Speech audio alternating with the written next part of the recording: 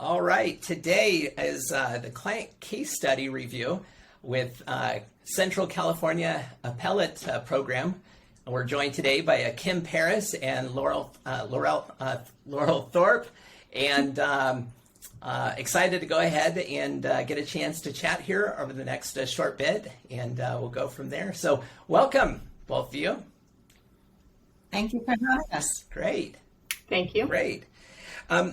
So I thought maybe we could start out a little bit by just maybe getting some feedback along the way. I know we've been working together for the last couple of years, and I know that Gilbert and Associates, a CPA firm in Sacramento, California, had initially referred your organization to us.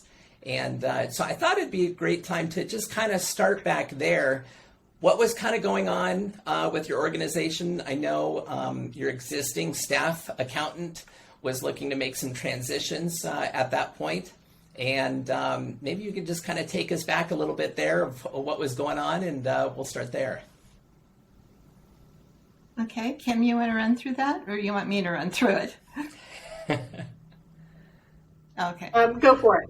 Well, the reason we started looking for someone else to come in and do the accounting was because we had an employee who did it, and she had been with us for 20 years or so, and she needed to retire and was moving to Arkansas. So we talked with our accounting firm, Gilbert, and they recommended you. And that's how we ended up contacting you. So we had wondered what it would be like not to have someone in-house. And quite frankly, I will say that was probably my biggest concern going into it.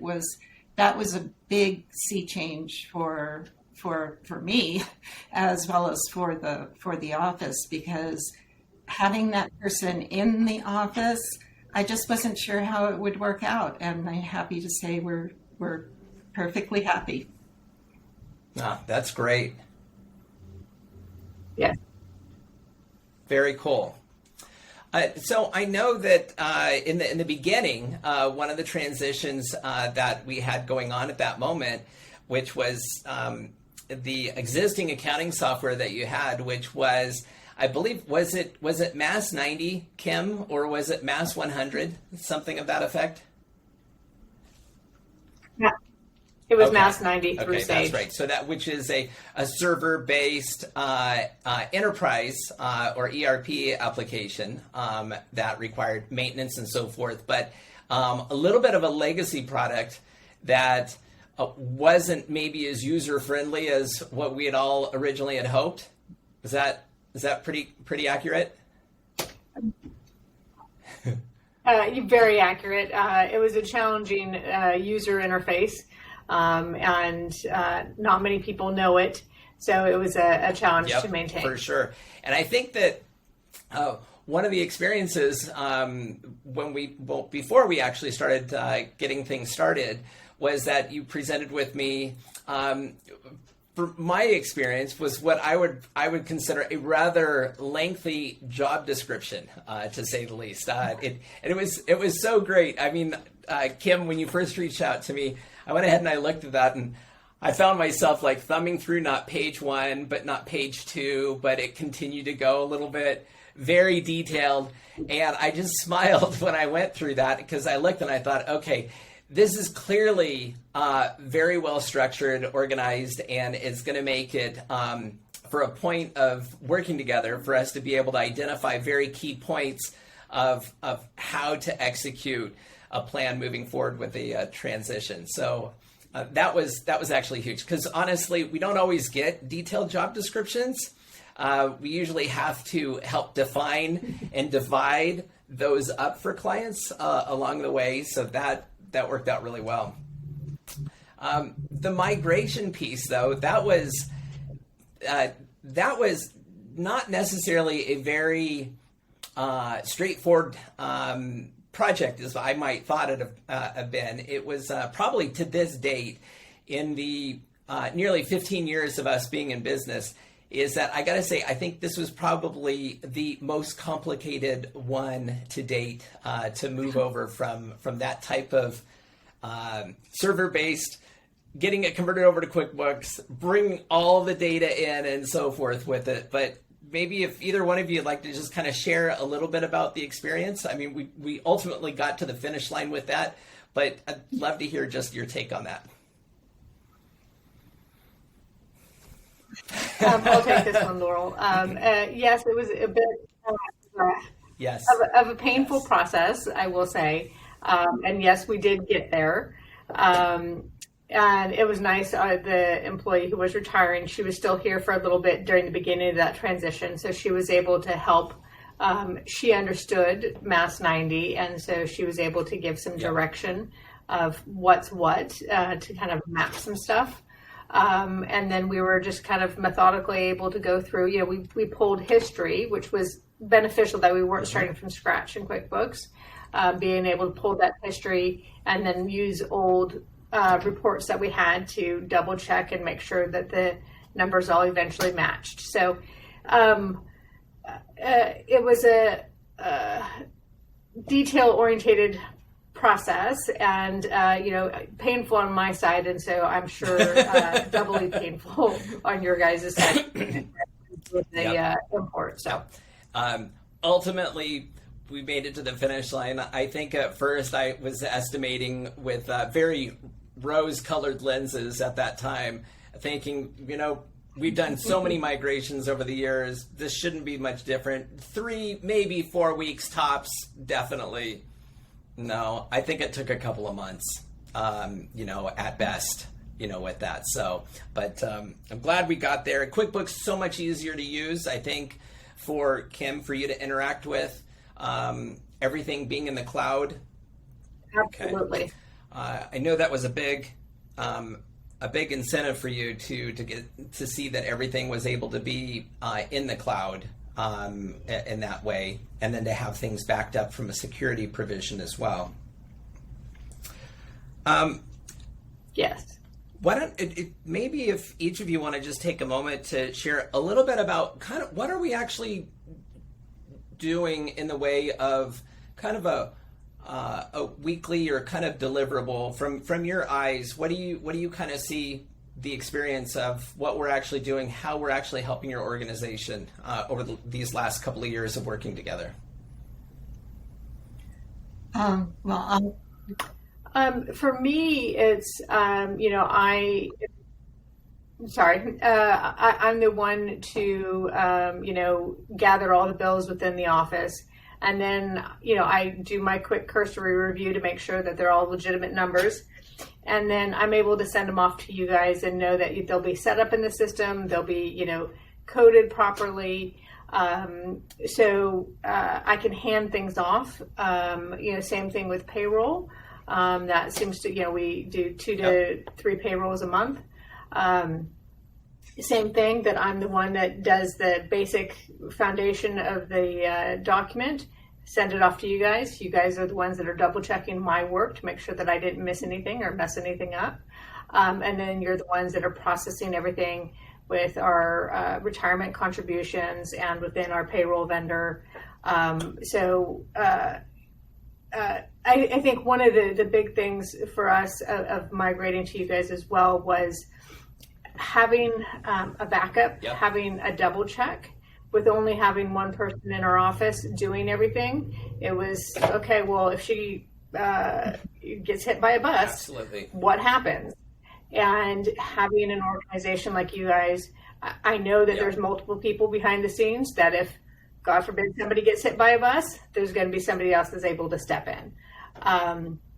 So knowing that security is there, and then knowing that there's now multiple sets of eyes, that it's not, clearly the burden ultimately is on CCAP, but that I start something, I have somebody double checking it to make sure that I haven't messed something up. Makes me feel much better and more comfortable in our process. Yeah, so in summary, redundancy is huge in that regard. Yeah. And I know specifically on your account, Well, yes, I will guide the review each month when we meet. We also have Mark that's running accounts payable behind the scenes, making the 403B contributions, things of that nature, calculating for budgets. Also, liaisoning and assisting with the back-end support for the biannual audit for compliance purposes, with that kind of stuff. And then there's also reference back and forth. For instance, with Irene, that's also managing things behind the scenes as well. So, yeah, absolutely. Having multiple eyes behind the scenes, super helpful. Makes as far as a team approach, really an enviable process for a lot of people. Yep. Agreed. Laurel, you've been on many of our monthly calls. That is when I refer to it affectionately as the monthly check-in, or maybe a monthly money check-in or so. We've done an amazing job of, when I look back, for an organization your size, I think we're, how many employees in total if we look at both part-time and full-time? 40-something? No, not quite that big. I think we're around 25. Is that right, Kim? I think we're down to 25. Yeah. Okay. So with that being said, we're able to get through a monthly call 25 minutes, sometimes 30, 35 minutes. Sure. I would say one of the reasons I attend, ordinarily you might not have the director attend, and even though we are an operation with 25 employees, we're very small in terms of the management team. So Yes. I feel part of my due diligence in the office is to attend and know what's going on as well. And it makes conversations between Kim and I, she being the office manager, and a part of my management team, it makes decisions that much easier because we've got all the facts and numbers behind it from having attended those meetings and getting the reports that you can run for us, even sometimes the one-offs that we ask for. Yep, exactly. And then all of those reports are pulled down monthly, converted to PDF, archived again back into the cloud again, and a lot of these are customized reports that we're pulling, things like that. But I think the monthly call, though, is definitely by far the most critical component, and to maintain conversation.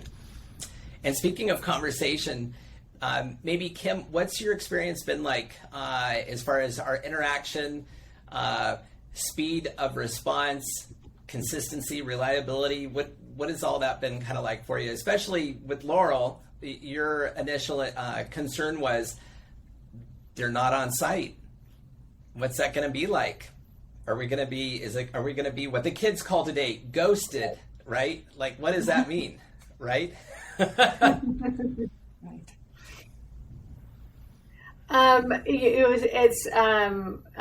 Most everything is done by email, and you guys have a generic email address that I send things to, and so I know that multiple eyes have the ability to check on it, so it's not going to be sitting in somebody's inbox when they're on vacation.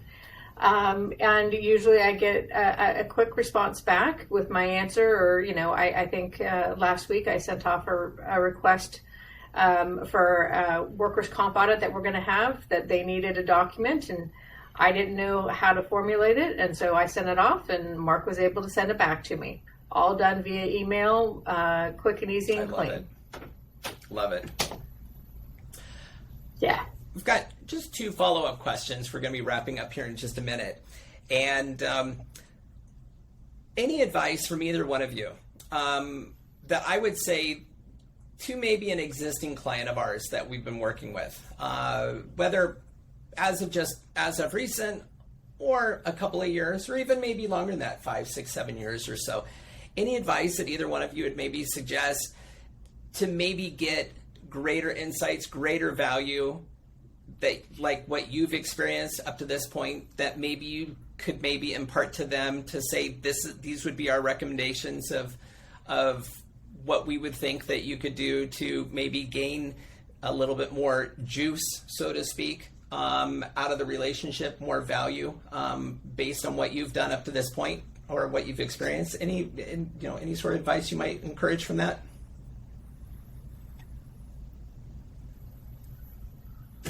For me, it would be, and I think you touched on it a little bit earlier of, we had a very clear Yes. map and guide of what we Yep. what we wanted.